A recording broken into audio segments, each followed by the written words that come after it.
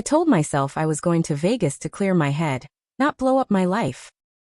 It was a Tuesday when I bought the ticket with points my mom had floated me for a self-care trip, because my parents still treat me like a college senior who occasionally needs a bailout. I told my boyfriend, Alex, that I needed a few days of noise that wasn't us. No labels, no ultimatums, no where is this going. He stared at the calendar on our fridge, the tiny magnet marking his sister's baby shower on Saturday, and said, "We can talk when you get back." His voice was too calm, which I decided was permission instead of warning. I landed at 3:18 p.m., checked into a hotel whose lobby smelled like vanilla ambition, and texted my best friend Maya, "I'm here. I'm not going to do anything stupid." She sent a string of sparkles and a single skull emoji, which is the friend version of "please mean that." Here is the part one wish was a lie. It took hours. 2, maybe 3. Before I found trouble. The casino comped me a drink for signing up for their rewards card. Bad idea number 1. A bachelorette party with rhinestone veils pulled me into a selfie and told me I had main character eyes. Bad idea number 2, believing them. A club promoter in a suit 2 sizes too small offered me a wristband and said, "No line, free entry will comp your first 2, which is not generosity, it's logistics." At midnight, I was on a balcony at a club with a view of a million lights and 2 men whose names sounded like fake IDs. They were in town from Vancouver for a trade show, friendly in the harmless way of men who have a flight in the morning. I liked that they were leaving. I liked that nothing about them asked me to be accountable later. We danced. We yelled small talk into the music. We lined up for those photos clubs take for marketing, the kind they email you the next day with a link to an album if you scan the QR code. Bad idea number 3. I typed my personal Gmail without thinking and hit submit. I won't narrate the rest except to say, I made a decision I can't rewind. Consensual, careless, and worse because it was deliberate. 2 guys, 1 night, because I told myself that doing something outrageous would make my confusion quiet down. It didn't. It just layered shame over the noise. I woke up to a voicemail from my mom. "Good morning, sweetheart. Did you switch off your location on Life 360? It says you're at the Venetian? Is that a restaurant? Call me." The app. I had completely forgotten about the family location app that I kept on my phone out of laziness and leftover teenager habit. I had also forgotten that my Gmail is still logged in on the home iPad they use for recipes and FaceTime with my grandparents. At 9:07 a.m., I got an email from Luminous Nightlife. "Your photos are ready." With a carousel preview right in the body of the message. Me flanked by 2 strangers, cheeks flushed, a hand I don't recognize on my waist, my smile the kind that looks like a dare. On an iPad sitting on my parents' kitchen counter, that subject line popped up in the mail app with my face underneath. My sister, who was at my parents' house dropping off returns for my mom, texted me first. "Delete your Gmail from the iPad now." Then 2 seconds later, "Too late." Mom opened it. The family group chat pinged so fast it froze. My aunt asking, "What is this?" My dad writing, "Call me now."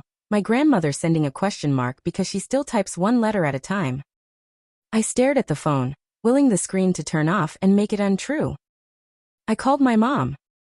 She answered on the first ring and went straight into that soft, deadly tone mothers use when they are trying to keep the house from catching fire. "Where are you?" she asked. I could hear the stove clicking. She must have turned the kettle off. "Are you safe? Is this a prank?" "Tell me it's a prank." "It's not a prank," I said, and instantly hated myself for how small I sounded. "Do you have a boyfriend?" she asked. "Does Alex know?" "Not yet," I almost said, which tasted worse than anything I've ever said out loud. "I'll call you back," I said, which is how cowards end conversations. Alex texted a minute later, "Call me." "Then don't text. Call." I called. He didn't yell. He didn't ask for names. He asked one question. "Did you sleep with them?" "Yes," I said, because lying would have been one more wrong thing in a stack already tipping. He was quiet for so long I thought the call had dropped. "Okay," he said finally. "I'm going to pack some of your things so you have a bag when you get home. I'll leave it with the doorman. Don't come back tonight." I'll email you about the lease, utilities, and the baby shower so you don't have to guess what happens next. I'm not going to talk to your parents about this. That's between you and them. I'm sorry, I said, and hated how useless it sounded. I know, he said. I'm still not doing this. Then he hung up without slamming anything, which is worse. I stayed one more night because changing flights felt like punishment, and because I couldn't face the doorman yet. I didn't drink. I didn't go out. I sat on the bed and watched the strip like an aquarium. My sister called me and did the I love you but I could shake you voice that only siblings can do. Mom's a mess, she said. Dad's pretending to be practical, which is his meltdown style. They're mad that you're in Vegas but mostly mad that you didn't tell them, and it got splashed on a screen like a billboard. You need to call them before they call Alex. They already did, I said. He's not speaking on it. That's extremely Alex, she said. Do you want me to come over when you talk to them? No, I said. I did this. I can do this. On the flight home, my phone kept vibrating with emails because Alex is the kind of person who thinks the kindest thing he can do in a disaster is make a path through it. Subject: lease/utilities/next steps. I'm moving to my sister's for now. You can stay at the apartment through the end of the month. I'll remove my name from utilities on the 1st. Links below to switch to your card. Please drop my key with the doorman in an envelope by Friday. I'll do the same with yours. We are month to month. If you want to keep the place, you can. If not, I'll send the 30-day notice form. Please sign by the 15th so we avoid fees. I'll leave the baby shower gift on the table, so you don't have to shop. You should still go. It's about her. I won't be there. No Smeeth. If people ask, incompatibility. If your family asks me, I'll say to talk to you. Then subject: mail. I forwarded anything with your name. There's a certified letter slip. Pick it up at USPS. I canceled the dinner reservation for next week. They kept the deposit as a credit in my name. I won't be responding to non-logistics messages for a few days. I need space.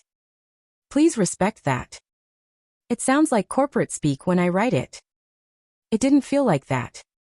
It felt like someone laying down boards over a flood, so I could get to the other side without drowning in my own mess. When I got home, the bag was with the doorman as promised.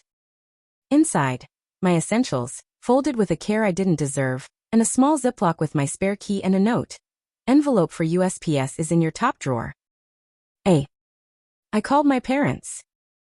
We did it in their living room because my mother wanted to see my face, and because my father believes in things like eye contact, even when his heart is breaking. I'm not going to insult you by pretending it was an accident, I said, because if I started minimizing I would never stop. I told myself I needed to do something dramatic to feel alive. I hurt someone who didn't deserve it. I embarrassed you because I left digital footprints everywhere. I am sorry. I'd rehearsed it on the plane. It still sounded like a press release for a fire.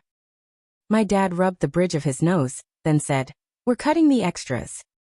Not because we're punishing you. Because if we're paying your phone and you're using that phone to make messes you can't clean, we're funding the mess." He listed the things they pay for. Part of the phone bill, my car insurance, the difference between my rent and my actual budget. "You're 26, he said. "We've been propping you up. It's time to stand. We love you. We're not your safety net for this." My mom cried, and then looked at me with a steadiness I recognize in the mirror when I'm not running from myself. "Are you pregnant?" she asked, practical as a nurse. "No," I said. "I got tested. I will get tested again." "Do you want to talk to Father Dan?" she asked, the way moms unspool their own rituals when their kids are bleeding. I shook my head. Therapy, yes. Confession, not yet. I slept on my sister's couch for 2 nights because the apartment smelled like him and lemongrass, and because walking into the bedroom without Alex's mug on the nightstand made my stomach drop. On the 2nd night, my grandmother called and told me a story about how she almost blew up her life in 1968 because a man in a leather jacket asked her to ride to Santa Fe. "I didn't go," she said. "But I thought about it. The thinking is the dangerous part. You're not evil, kid. You're reckless. Fix that." Alex didn't post. He didn't talk to my parents. He didn't answer my texts when I caved at midnight, and sent a long paragraph that tried to be the perfect apology, and ended up being a plea. The next afternoon, he emailed one line: "I'm not going to be your soft landing. Please stop texting for now." We didn't speak for 3 weeks. I started therapy. I turned off Life 360, and told my mom she could have that boundary as a consolation prize. I met with HR because my performance had been spiraling, and I wanted to own it before it owned me. I cut off the promoter's emails and unsubscribed from anything that looked like a wristband. I called the club and asked them to remove my photo from the online gallery.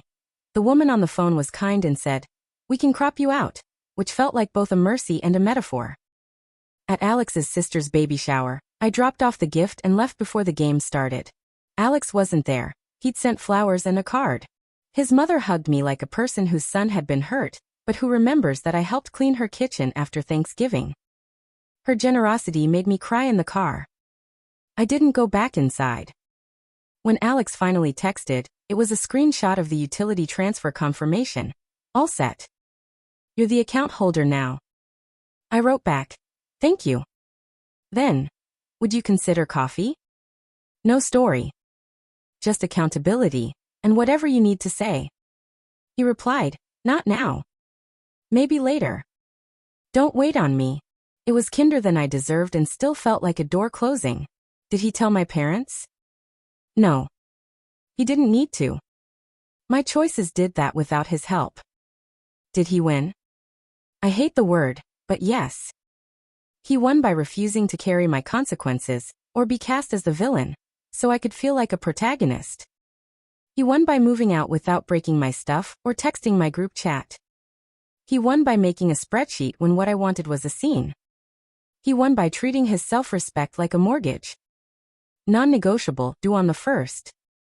I took my trip to clear my head. I came home with everything clear and nothing soft.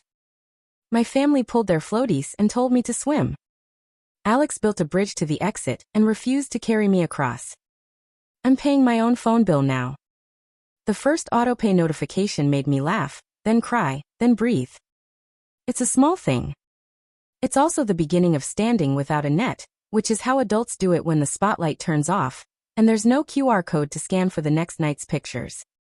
I don't get to untangle the photo that opened on an iPad and turn me into a group chat plot. I do get to be the person who never puts a man in the position of having to write utilities in the same sentence as I'm done.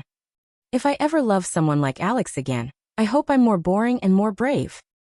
Boring in my choices, brave in my honesty, allergic to the kind of adventure that confuses destruction for freedom.